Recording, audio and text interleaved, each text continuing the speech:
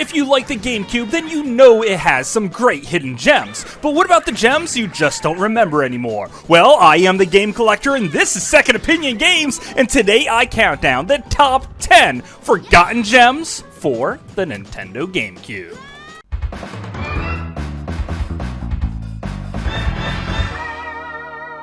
Second Opinion Games. Number 10. Top Gun Combat Zones. If you're familiar with the 80s, then you'll know the Top Gun franchise was awesome. Well, Titus, this video game company, so to say, had their shot with the license. And you know what? This is their very best game. And it looks like a PlayStation 1 game and plays like an Atari 2600 one. Matter of fact, it's not that good at all, but this is literally this company's best game. If you see this logo, then run. Stop playing the game and walk away. This is their best shot at making a playable game, and this is how it turned out. And it's in the bargain bin for $2, so you might as well just help yourself rather than snagging down another burrito. Either one will probably give you diarrhea.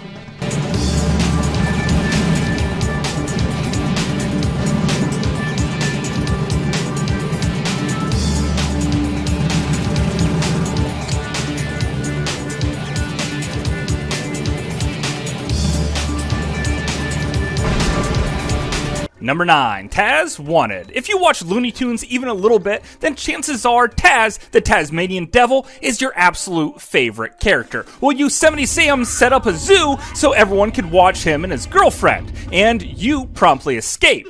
Now you're on the loose through this zoo and have to tear down all of your wanted signs and eventually save your girlfriend. Taz will destroy everything he can and everything that stands in his way to accomplish this mission. The graphics are beautiful and the gameplay is actually quite good. It can be challenging at some spots, but you seem to have infinite lives, huge varied environments, and it's just an overall great Looney Tunes experience.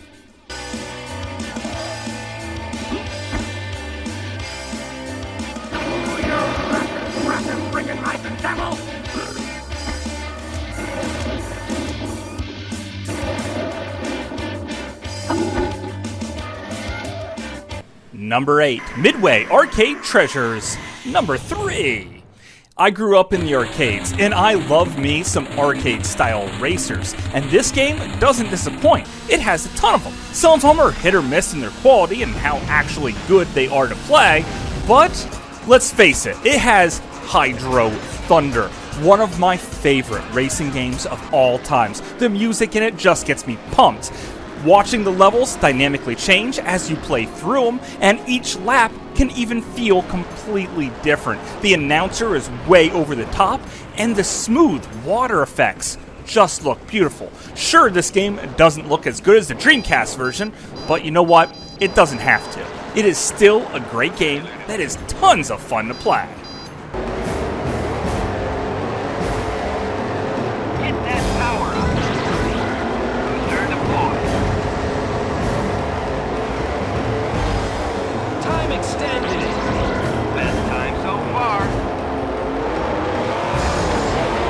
Number 7, Bomberman Jeeters. Bomberman has always had a special place in my heart, and now that he's in this game, he has never looked better. At its heart, it's just a puzzle platform game, trying to figure out exactly what to do and picking up tons of power-ups. You could always kick the bombs away from you, or make them grow big and explode things to create new pathways to fight your way through the game.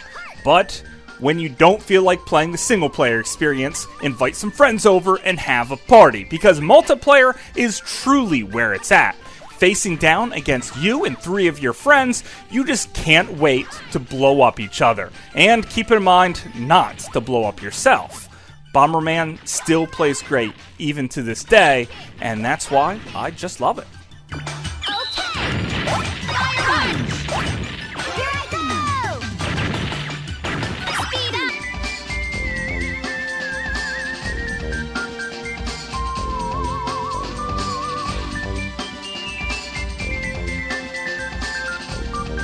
Number 6, Final Fantasy: The Crystal Chronicles. Ah, the spin-off games. How they're often forgotten, beaten down, and ignored. Well, this one really shouldn't. It has all the callings of a traditional Final Fantasy game. If you have a couple of Game Boy Advances and some friends, well then each person can have their very own screen. You could pick your job class, there's Phoenix Downs, there's the Guild, and there's potions and summoning spells galore. Everything you really need to have a truly epic RPG. Something that the GameCube really didn't have that many of, so you might as well enjoy this one.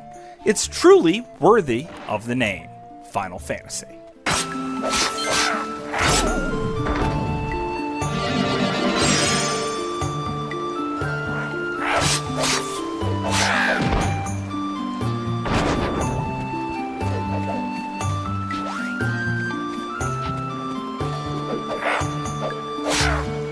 Number 5, Rocky.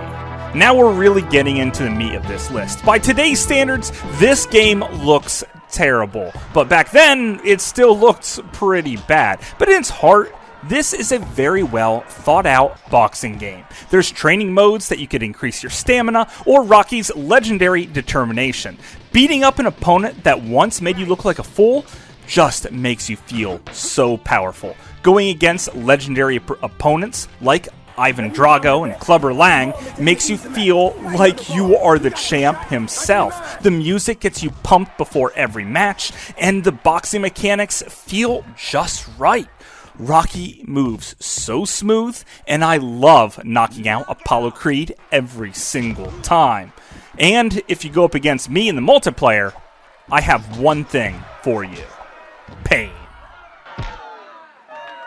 1, 2, 3, knockout! I just want to say one thing to my wife at home. Yo, I did it! Number 4, PacMan World 3. Pac-Man turns 25 years old, and he celebrates by doing what he does best: eating ghosts. And if you thought Rocky was a good boxer, well, Pac-Man has his own gloves, and he beats up monsters left and right in this huge open-world game where you try to save the world once again. Occasionally you'll see classic maze levels where you could eat the little dots and collect the power pellets and just try and finish the level. But most of the game is in this huge environment, solving puzzles and just doing what Pac-Man does, along with a few more tricks. He could bounce extra high and jump in a great platforming motion. This is just a insanely good, well thought out game that can give Mario himself a run for his money. It's too bad everyone pretty much has ignored Pac-Man for the past, 25 years.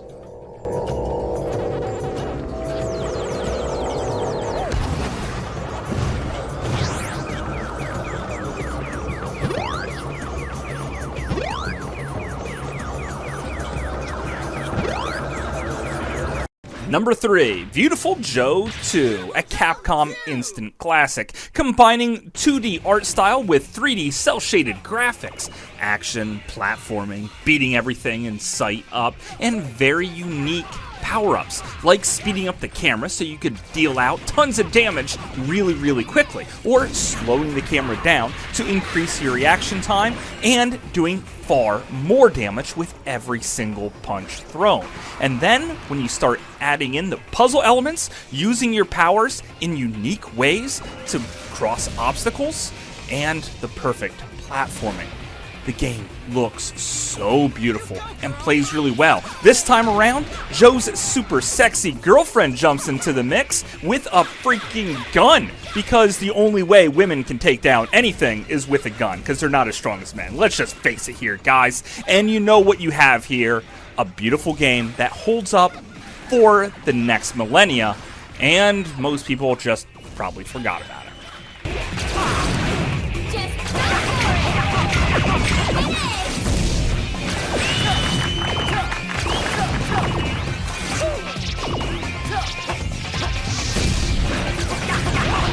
Number 2, Battalion Wars. Coming out late in the GameCube's life cycle when most people have moved on, and not having a Mario name or Zelda name attached to it in any way, shape, or form means that no one was going to play this, even if it is a spiritual sequel to the Advanced Wars series. But one thing I really love about this game is that it just makes me feel like a total kid sitting in my backyard playing with army men. Even the environments look like something that just a kid would think up. But Battalion Wars really shines with its variety, not just in your weapons of bazooka or machine guns or even jumping a tank or fighter jet, but the way you play the game. You can control your troops and have them hold certain choke points, or maybe even take one or two of them and have them hold certain areas of the map.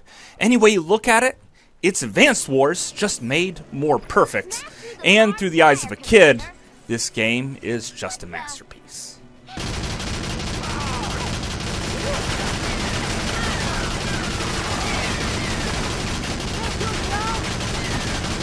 The bridge is ours, Commander. Say again, the bridge is ours.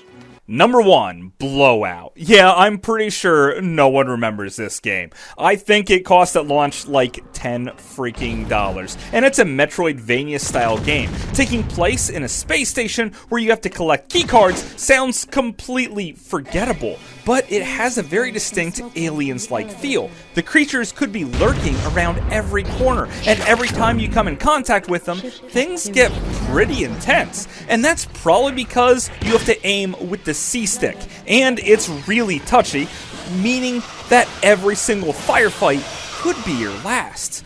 Overall, I love the way the game plays out, the map screen is really intuitive to use, and you even have a jetpack instead of just standard jumping, means you have far more control over your character. And no one remembers this game, and that's why it is my number 1 pick for most forgotten gem of the Nintendo GameCube.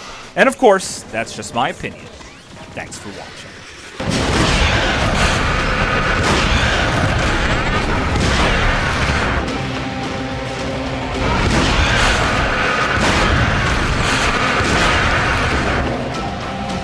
So hopefully you guys enjoyed this list. I had a great time making it, and more importantly, hopefully you watched this and found a couple of games that you want to add now to your own collection. And I have about 200 GameCube games, so if you watched all my different top 10s and I really missed out on your favorite game, chances are I have it. And hopefully I don't, so then you can tell me what games to get. So please leave me a comment, and until later, I'll see you again, guys.